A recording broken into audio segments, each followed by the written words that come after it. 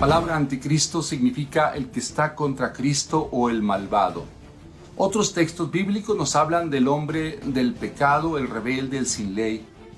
Todas estas expresiones indican más o menos lo mismo que anticristo. Conviene pues explicar que los textos bíblicos que se refieren al anticristo casi todos fueron escritos en un lenguaje apocalíptico. Era una forma de aclarar los acontecimientos de entonces y del fin del tiempo.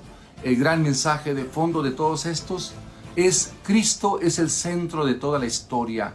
El mundo es el escenario de la lucha entre los elegidos de Cristo, su iglesia, y las fuerzas del demonio.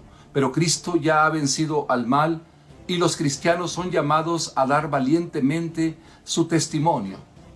En la primera carta de Juan, capítulo 2, versos del 18 al 22, dice: Hijitos míos, en la última hora, como se les dijo, llegará un anticristo, pero ya han venido anticristos. Ellos salieron de entre nosotros mismos, aunque realmente no eran de los nuestros. ¿Y quién es el mentiroso, sino el que niega que Jesús es el Cristo? Este es el anticristo, el que niega a la vez al Padre y al Hijo. Hay otro texto muy parecido a este, primera de Juan, capítulo 2, versos 18 a 22. Han venido al mundo muchos seductores que no reconocen a Jesús como el Mesías venido en la carne. Esos son impostores de anticristos.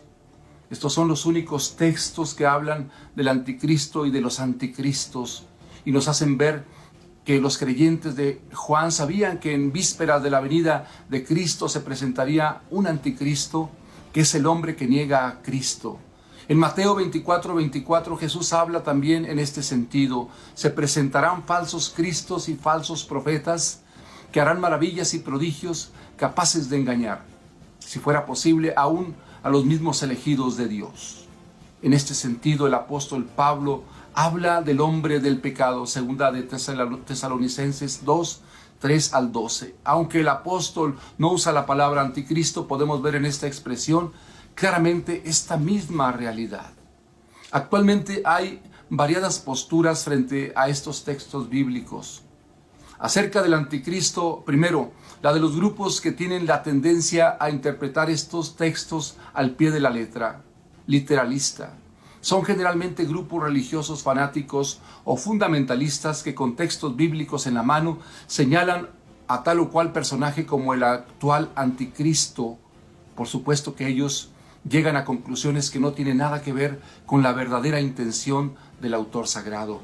Son muchas veces polemistas anticatólicos que quieren así a la fuerza indicar que el Papa es el anticristo, por ejemplo. Es una ignorancia muy atrevida, una fantasía que presupone maldad y que no tiene nada que ver con la Sagrada Escritura. 2. Otros toman estos textos como una película de ciencia ficción, como pura fantasía o leyendas antiguas, y leen así la Biblia como algo interesante, y en consecuencia son igualmente incapaces de descubrir el profundo mensaje que Dios quiere comunicarnos, aunque nos lo presenten en una superproducción. 3. Nosotros los católicos creemos que el anticristo y los anticristos son una realidad misteriosa muy profunda en la historia humana. Es el poder del mal que se entremezcla como la cizaña en toda la humanidad. Es la realidad del pecado y de la maldad que se ha manifestado y sigue manifestándose en personajes históricos, en grupos de personas, en tendencias anticristianas, en sistemas políticos y económicos que quieren aplastar los grandes valores del reino de Dios: el amor entre los hombres, la justicia en el mundo, la verdadera paz, la fraternidad, la solidaridad, la vida misma. ¿Qué nos dice el Catecismo de la Iglesia? ¿Cuándo será la segunda venida de Cristo? La segunda venida de Cristo en gloria y majestad es inminente, aunque nadie sabe ni el día ni la hora.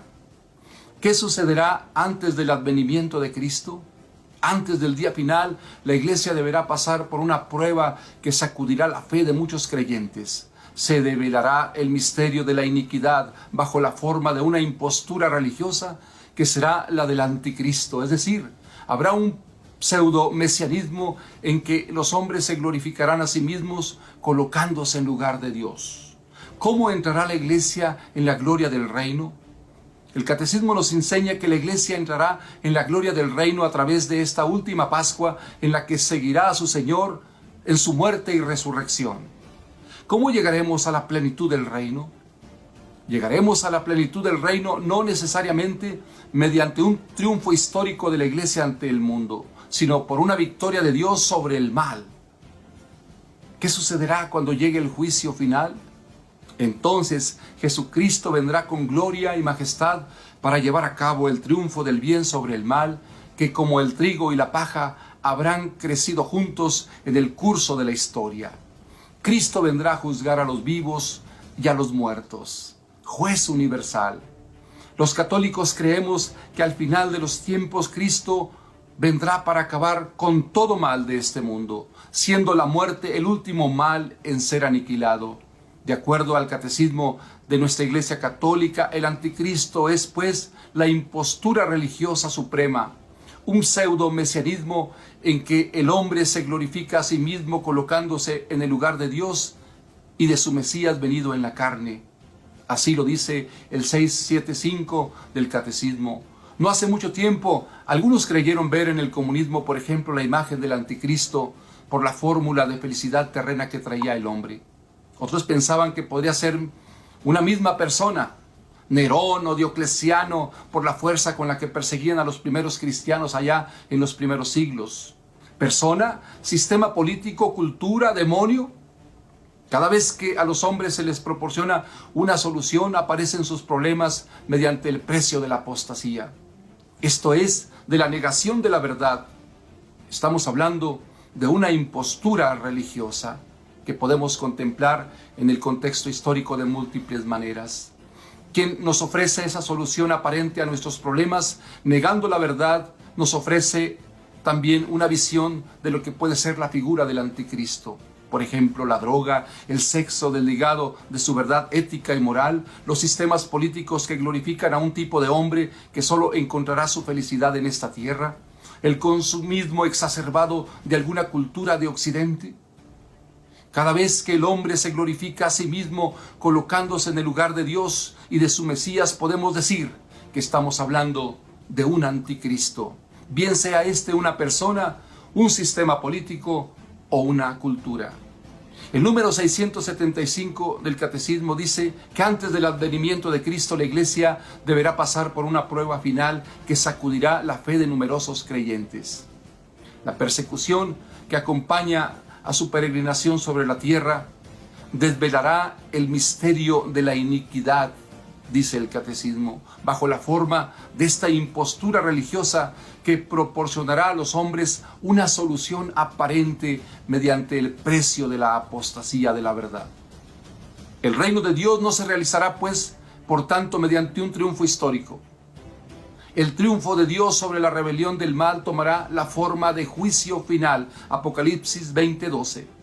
Después de la última sacudida cósmica de este mundo que pasa, segunda de Pedro 3:12-13, dice el Catecismo en el número 680, Cristo el Señor reina ya por la Iglesia, pero todavía no lo están sometidas todas las cosas de este mundo. El triunfo del reino de Cristo no tendrá lugar sin un último asalto de las fuerzas del mal. En el número 681, el día del juicio dice, al fin del mundo, Cristo vendrá en la gloria para llevar a cabo el triunfo definitivo del bien sobre el mal, que como el trigo y la cizaña habrán crecido juntos, pero en el curso de la historia el Señor es juez universal y hemos de esperarlo a Él.